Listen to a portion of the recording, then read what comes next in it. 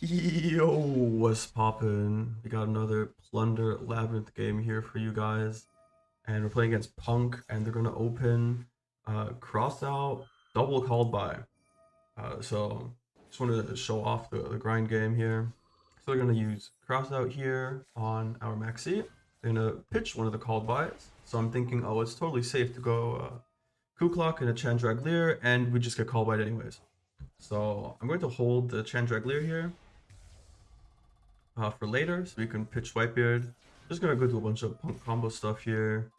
Uh, Add the spell. And we're gonna go into Zombie Vampire here as well. Adding the Madam Spider here, drawing a bunch of cards. And what I'm gonna notice is they don't use the effect of Madam Spider. And they're gonna synchro it off, link it off into the IP. So what does this tell us? That means that this back row is going to be one of the punk traps. And most likely it's going to be the one that negates effect, because that's the one that most lists are on. If they're running two of them, they'll run one of each. But if they're only running one, it's usually the one that's just like imperm, right? So that's what I'm going to be playing around here. We also know they have the IP on field, obviously, with a discard. So I have to be careful of Unicorn. And nothing in the graveyard really matters here. So we're going to Chandraglier in the end phase to get the big welcome out and get our golden hair into rotation. And then in our draw phase, we're going to start playing before the IP is live here. So this is going to just force out the negate back here. It's going to go ahead and negate our mommy. Still get back the Chandraglier. And now we're going to go battle phase right away to force out the IP. And they're going to use it here. It's use it or lose it. So going to Unicorn, pitch the last card in hand, shuffle back my mommy. And we still have our normal summon, 4 cards in hand. And our opponent is out of disruption. So we're just going to go for a full plunder combo here, basically. Bring these guys back, making sure to go into Jord without committing our normal summon here. And we're going to go for our monster negate here for Liss. And this is going to get us into our fusion, which negates monsters without committing the normal summon. So what we're going to do here is, this is obviously going to be over the Unicorn. And then to just keep them off of monsters, I'm going to normal summon the Chandraglier, since it can use its effect from the field. And I don't really need the normal summon for anything else. And we're just going to swing over the token to clear that as well. And we're going to pitch to Ariane, because it doesn't do anything anymore. We've already used our normal summon. So what do we have here? We have a monster negate. We have the big welcome for the mommy to pop another card. We're going to have the called by set as well. And we can bring out our link with our list. And that's going to let us go into another Xyz, and then we'll have the list just as a body left over, which we can then bounce for the big welcome. So you don't actually like lose out on anything relevant. And they're just going to scoop you. Alright, and this one, we're going to be going first with this hand. And it's going to be into Gold Pride Punk. And here I'm going to show you how you can get rid of some obnoxious cards by using some interesting rulings. So we're just going to lead off with a fairly normal Plunder combo here. Going to go into Jord for Liss. Normal setup. Give him the light token. Blackbeard's going to use its effect here. Going to go draw another card. We're going to maxi, which is pretty nice. I'm going to set double imperm and the welcome Labrynth. So our opponent's going to lead off with the, what is this called? The better luck next time. And they're going to summon out the Terratop. So I'm going to use welcome Labrynth here to get the Tomboy Mommy. So when I imperm something, I'm going to be able to grab another trap card. Now we're going to use the maxi here,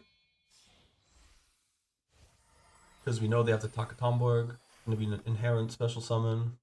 It's going to normal summon it actually. That's, oh no, they normal summon the Terratop.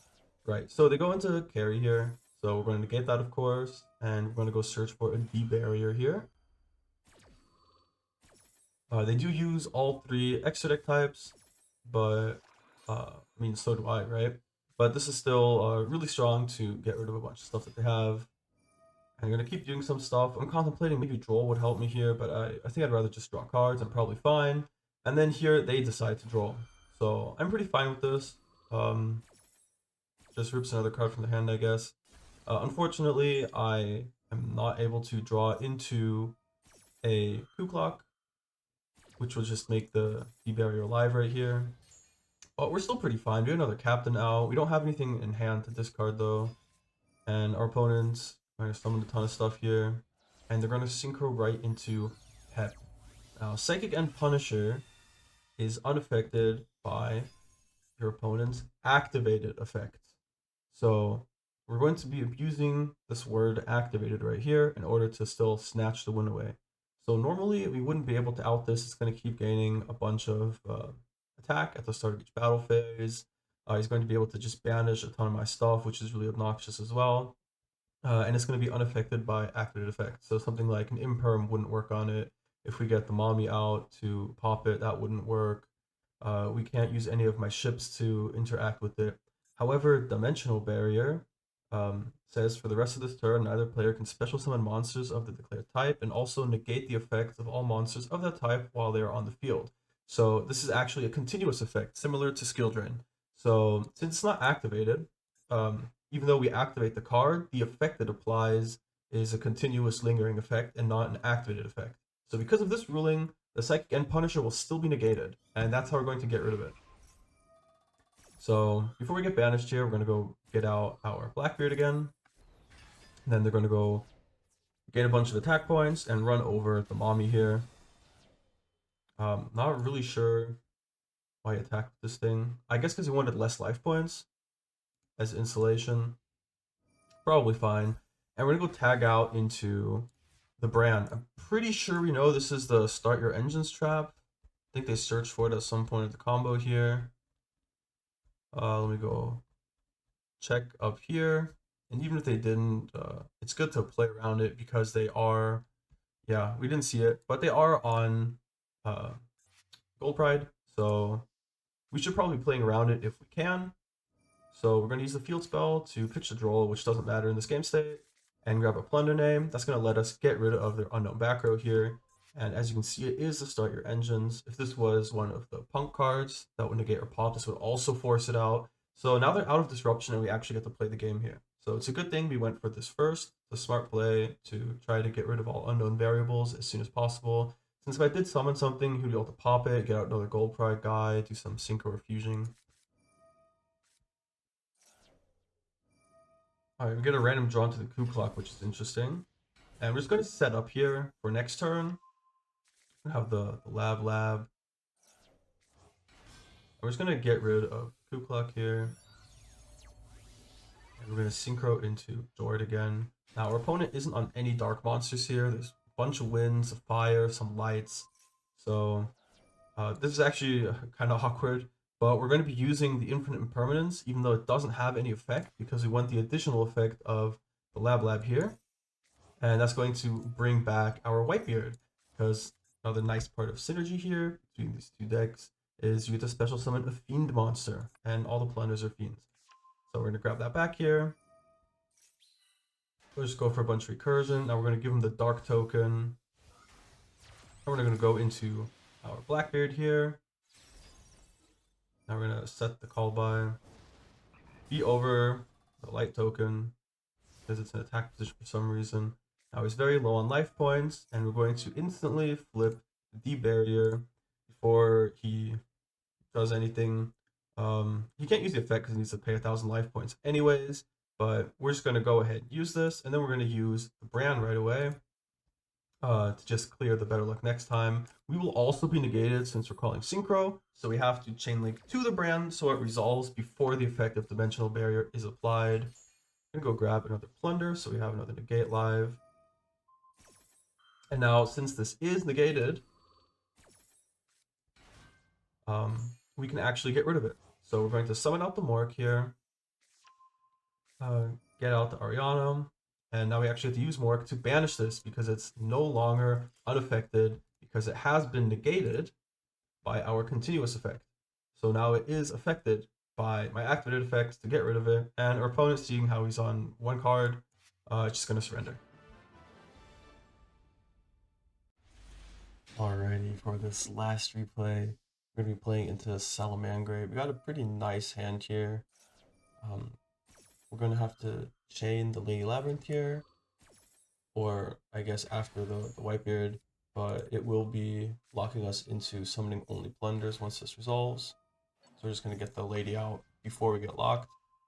And then we're just going to go into Jord for the light token, to go into Blackbeard for Liss for the monster negate. Also lets us summon out our Blackbeard from Spell Trap Zone again, and then we can use it again next turn. And we still got to keep our normal summon, so Ariana is going to search for Lab. So we get a pop off of the big welcome as well here. Now our opponent's going to use Signet Mining to send the Foxy. And I think there's definitely consideration here to just negate the effect here in the graveyard. Because now it's going to come back. If it pops Lab, I'll lose a disruption. That would suck. I don't get the search because it's in the graveyard, so it can't get destroyed. But I don't get the search either if he pops the Blackbeard here. So I think I should have negated this. This is probably just a misplay here. I'm going to be using this here. Since we know it's a link deck, we can't just D-barrier, get Ariana for Coup Clock. So we're just going to grab an Imperm for some other time for next turn. I'm going to bounce the Ariana for next turn. Pop that with our field spell. I'm going to channel this stuff, rip a card from his hand, and it's unfortunately going to be the Spinny here that he just added. So that gets to come back for free. That kind of sucks because I'll trigger, so we're going to have to negate that here. And I'm now out disruptions. Since even if I tag out with the Redbeard, I don't actually have anything to discard. Alright, so they have the extender here. It's just a monster reborn as a continuous spell. And they also have the Parallel Exceed, so that's pretty atrocious for us here. It's kind of hard for them to clear our entire board and actually find lethal here. But it's still going to be a pretty big nuisance. They can't actually destroy the lady unless they out all the back row. So they're going to go get rid of my mommy, my field spell, and they're just going to try to keep me off of the lab engine here. And we're going to tag into Morik here. That way we get an additional body, since during the main phase, we can summon this guy back out again. So we just get a free body off of doing this, and we're going to go into our Muckraker here. And this is really nice, because whatever we drew for turn, namely the Ash Blossom here, we get to pitch to revive our mommy. And since we use the Redbeard as link material, instead of it being sent from the Spell Trap Zone, it was sent from the Monster Zone because we linked it off. We actually get to use its graveyard effect, which gets to equip onto the list. So now this has the additional search again when we negate with it. Plus we can just summon this back out again next turn if we need it. Now the Mucker is going to get the mommy, and here we're going to be targeting the Spinny. Now you might be wondering, why would I want to give him the Spinny back in his hand? But Spinny does say if this card gets reborn by its own effect, you can special summon it, but banish it when it leaves the field. And this includes going to the hand. So instead of getting bounced by the big welcome, it's going to get banished. And the rulings here are kind of confusing sometimes, because sometimes it says, oh, the card was banished because of its own effect. But this still counts as leaving due to the trap card, because the trap card is what made it leave the field. So we get to trigger our mommy to pop the access code here. And we're going to grab the Torvi here. And our opponent's just going to scoop it up once we set back our big welcome for next turn. So kind of misplayed, but shows very nicely how you can recover with the power that these engines give you. All right, and here we've just got the list. Been running a small lab package here. 3 Ariana, 1 of each mom. We have 1 Ariane because this actually gets us access to our Whitebeard. We're running 2 of furnitures because they're limited to 2, and then we only have 1 Coup Clock. We don't have that much space, and we can just search it if we need it.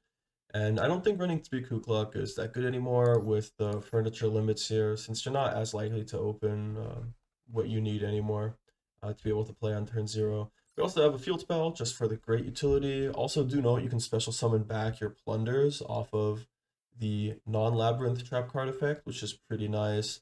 And then we have 1 welcome, which is just enough here, and 3 big welcome because it's the best one. For the plunder side, we're going to be on 3 white beard, of course. Then we have 1 red beard, 1 blue beard, 1 golden hair, and 1 black eyes. Just running 3 of this one because this one is like the primary one that you want to get into rotation. And it will also just access the golden hair for you. Golden hair does a 1.5 card combo if you run the Almirage here. So maybe there's value in running more of them, but it didn't really come up as much as I thought it would. And then we also have 2 of the Shipyard. This is really nice. You can just slap a Lab over it, and you can just bring it back whenever. This is also our search target for when we use the Moark. We get to add a Plunder Patrol spell trap, so it's going to be this. I don't think running the booty is really worth it here. Um, and then for our non-engine, we're going to be running the 1-dimensional barrier as our silver bullet payoff for the labyrinths. We have the 3 imperm because they play nice with the labs as well. And then we have 3 droll because it's pretty good this format. Maxi is broken, and we also need the ash and the call by. Call by also extra value because ash really hurts the stick. You can ash all the plunder ships, um, and you can ash the big welcome. You can ash the Ariana, so that's a lot of cards that can just get hurt here, and it does make us go very minus if those effects get negated early on. For the extra deck, it's going to be 2 of each of the ships, running 1 Jord because I didn't feel like crafting the second, and I don't think it really comes up that much. 3 Blackbeard, you can probably play 2 as well, but you run through these quite a bit actually. Then we're on 1 Chaos Angel, very nice to make with the mommies and something like a Torby here. Also consider you can use the list to also have the light effect, which makes your synchro monsters unaffected by your opponent's monster effects. Very nifty. You can also bring this back off of the Muckraker for another banish, and you can bring it back off of Lab for another banish as well. And then we have the Underworld Goddess to out towers. Um, you can also try to use the barrier for stuff unaffected by activated effects, but for cards that are just generally unaffected, this is the only way you're realistically going to be clearing them, unless you do some shenanigans with the Plunder Fuel spell and double brand to boost your attack to a whole bunch. And then we have the Baguska, just because it's pretty decent. You can also consider running Zeus in here, but you're usually locked into Fiends from the extra deck, so that's pretty awkward.